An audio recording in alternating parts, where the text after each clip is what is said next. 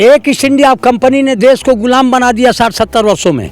मोदी जी विदेशी कंपनियों को आहूत कर रहे हैं और किसानों के ज़मीन पर ही कारखाना खोला जा रहा है और मुआवजा मांगने पर पुलिस के डंडे खाना पड़ रहा है। शेष ज़मीन पर और गेहूं और धान की खेती चंदौली जिला में, चंदौली जिला में गेहूं और धान ही होगा, यहाँ कपास और नील की खेती नहीं होगी।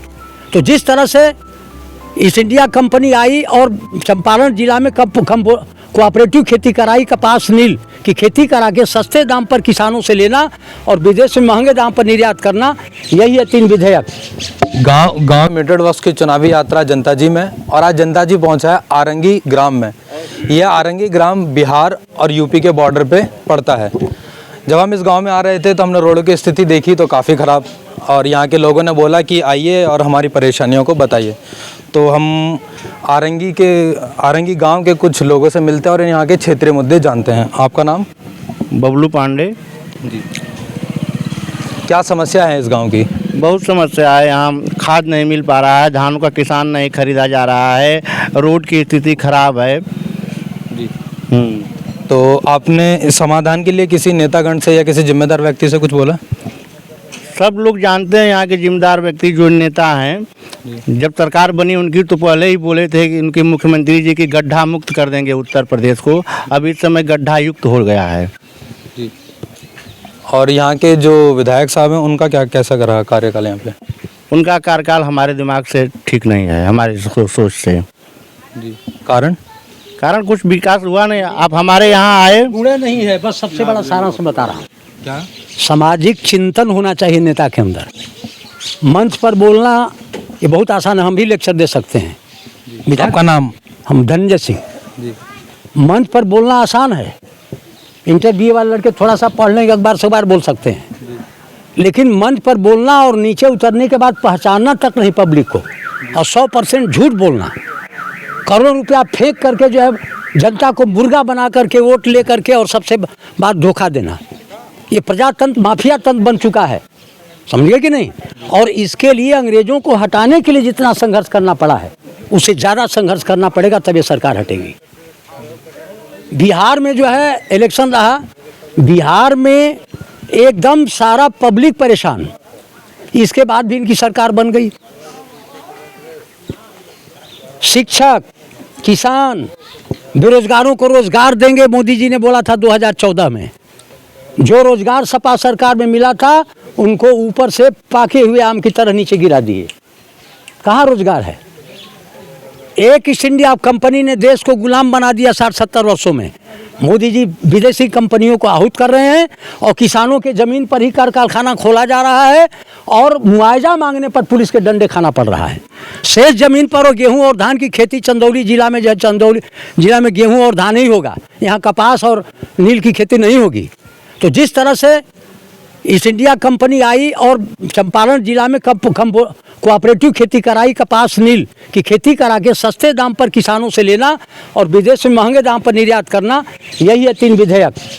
गांव की किसान में क्या परेशानियां यहाँ पे क्या है बोले? मिल नहीं रहा है अभी तक जो है, मतलब क्रैक हमारा पिछले साल भूतपूर्व विधायक मनोज सिंह ने दबाव बनाया, उनको जो है उनको नज़रबंद किया गया, उनको जेल में ले जाया गया। जो किसानों के हक की मांग करने वाला नेता है किसी भी पार्टी का, उसको बोलने का हक नहीं है इस सरकार में, वो तुरंत जेल में चला जाएगा।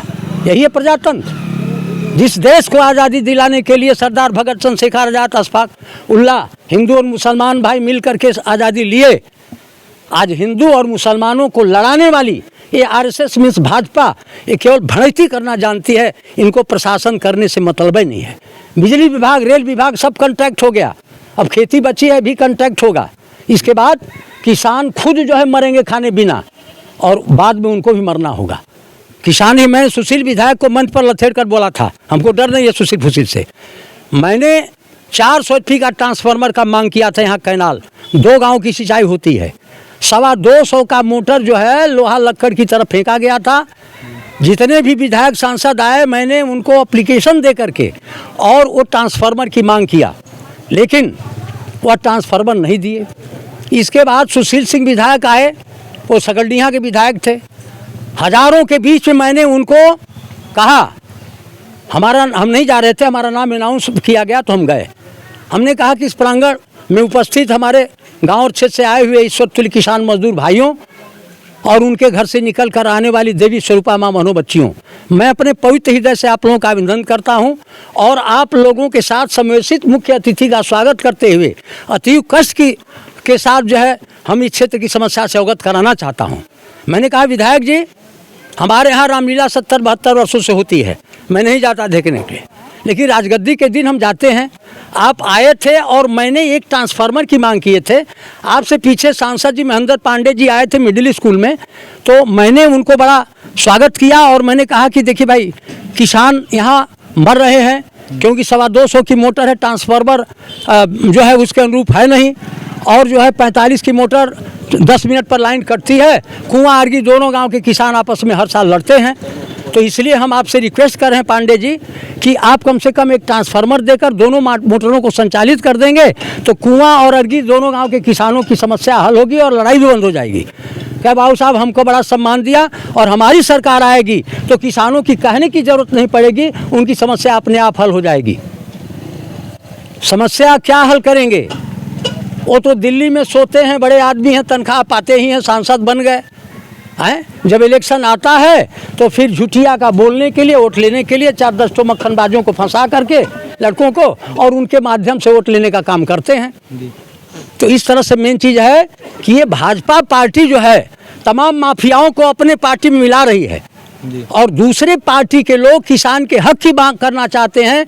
किसान जो मतलब अभी लखीमपुर खीरी में 14 थे किसान, कैठो हैं 4 किसानों पर जो गाड़ी चढ़ाई गई, अब वहाँ भेंट करने के लिए अखिलेश जी जा रहे हैं चाहे किसी पार्टी का, तो उसको नज़रबंद किया जा रहा है, पुलिस के डंडे खाने पड़ रहे हैं। आप देखे होंगे टीवी पर, शिक्षक जो है अपनी मांग रखने के लिए जोगी के यहाँ गए तो पुलिस के डंडे खाने पड़े। किसान अपनी मांग पत्र रखने के लिए मुख्यमंत्री के यहाँ गए, रामगढ़ में आए थे तो तमाम पुलिस के डंडे खाने पड़े, विधायक भी मारे गए। तो ऐसी भ्रष्ट सरकार तो इस हिंदुस्तान के धरती पर कभी आई थी न आने की प्रोबेबिलिटी है। इट इज मतलब चैलेंज ऑफ माई सेल्फ।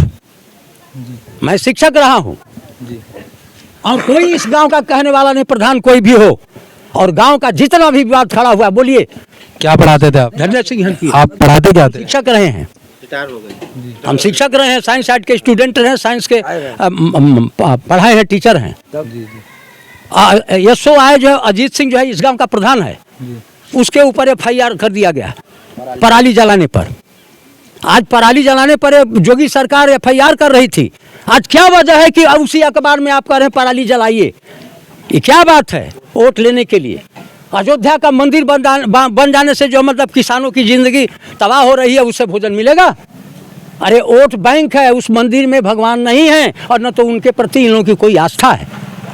इसीलिए हमने सुशील को कहा, विधायक को, हमारे सामने बोल नहीं सकते हो, हमने कहा कि विधायक जी, हिंदुओं से बेहतर मैं मुसलमान भाइयों को मानता हूं जो कि अपने मस्जिद में किसी मूर्ति की प्राण प्रतिष्ठा नहीं करते, क्योंकि वो निराकार ब्रह्म के उपासक है। उसी को गांधी जी ने कहा, ईश्वर अल्लाह तेरो माँ नाम सबको सन्मति दे भगवान।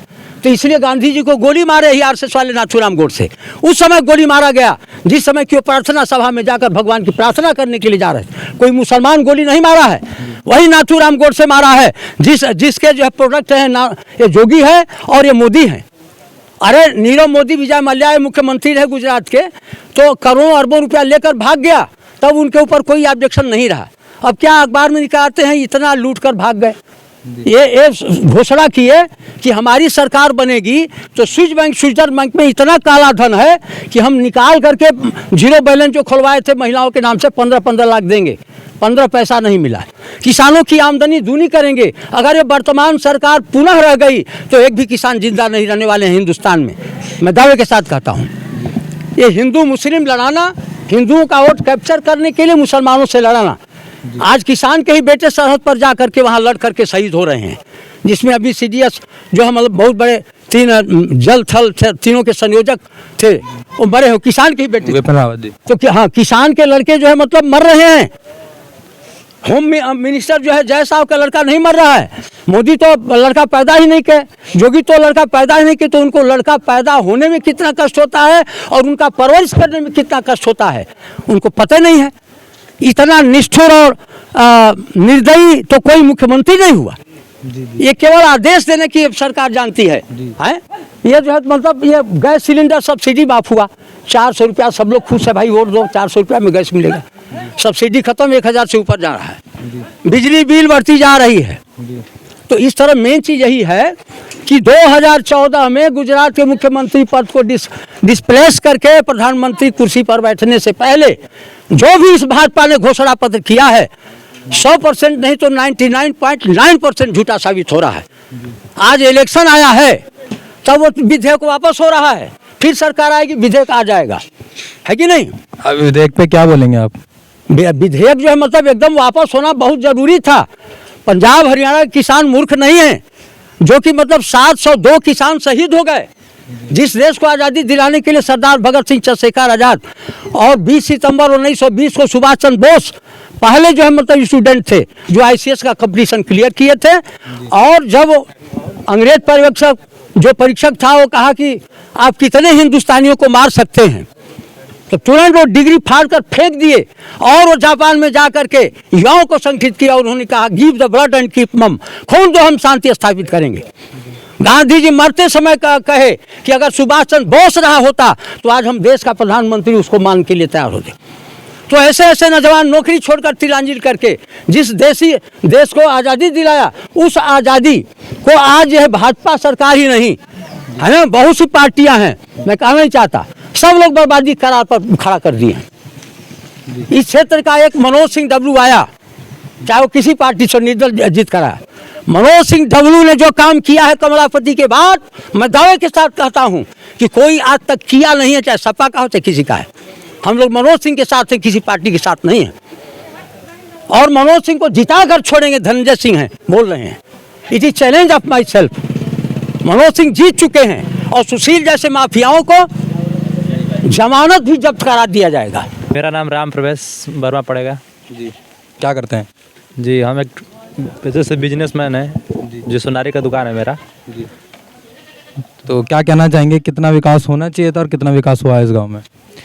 देखिए, मेरे हिसाब से तो विकास अभी हुआ नहीं है, विकास होना चाहिए, लेकिन इस सरकार ने अभी तक कोई कार्य ऐसा नहीं किया है कि मतलब देखने लायक हो। जैसे कि हमारे गांव के बिट्टू BDC थे, उन्हीं के राज्य में ये रोड निकला था, उस बार से आज तक से न ये कुछ बना है न बिगड़ा है। उसी तरह गड्ढा ही गड्ढा होता जा रहा है, न पानी का निकासी कहीं है, न किसान भाइयों लोगों को अच्छा से। तो आप युवा हैं, आप क्या चाहते थे कि गांव में क्या होना चाहिए था? यही देखिए क्या ना, यही तो हो एक युवा हैं तो आप चाहते होंगे ना कि मेरा गांव भी इस तरीके से बने, तो क्या चाहते थे आप? मेरे हिसाब से कुछ नहीं। अच्छा, आपको कैसा लगा कार्यकाल मुख्यमंत्री जी का? मैं कुछ कहना नहीं लगा, चाहता। खराब लगा, कैसा लगा? ये ठीक तो नहीं लगा। ठीक नहीं लगा, तो ठीक। खराब क्या लगा? खराब यही लगा है कि पहले नंबर तो हम ये कहना चाहेंगे, जो मास्टर साहब बोले हैं किसान भाइयों के लिए, जी। पहला नंबर तो इसमें सुधार लाएं। योगी जी जो हैं कि किसानों को अच्छा से मतलब धानों को जो गेहूँ हो रहा है अच्छे दाम पे बिके, अच्छे से मतलब यही कहना चाहता हूँ। ज़्यादा